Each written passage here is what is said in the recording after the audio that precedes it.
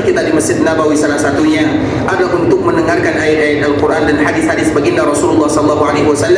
Maka dengan itulah Nabi mengatakan, man jaa masjidi hada, siapapun di antara mereka yang diberikan kelapangan, kemudahan oleh Allah Azza wa Jal, diberikan kesempatan mereka berada di dalam masjidku ini, di dalam Masjid Nabawi. Dan sekarang saksikanlah, semua kita sedang berada di Masjid Nabawi, walau tempat ini bukan dibangun oleh Nabi SAW. Nabi hanya membangun Masjid Nabawi 35 kali 30. Di akhir kehidupan Nabi tahun ke-7, Nabi memperluas Masjid Nabawi 50 kali 50. Tempat kita ini tidak dibangun oleh Nabi, tapi ketahuilah tempat kita ini dinamakan dengan Masjid Nabawi. Masuk ke dalam hadis Nabi SAW. Nabi SAW menyebutkan, man jaa masjidi hadha, siapapun yang datang ke dalam masjidku ini, lam ya'tihi illa li khairin yata'allamuhu aw yu'allimuhu, tidaklah membuat dia datang kecuali ada motivasi.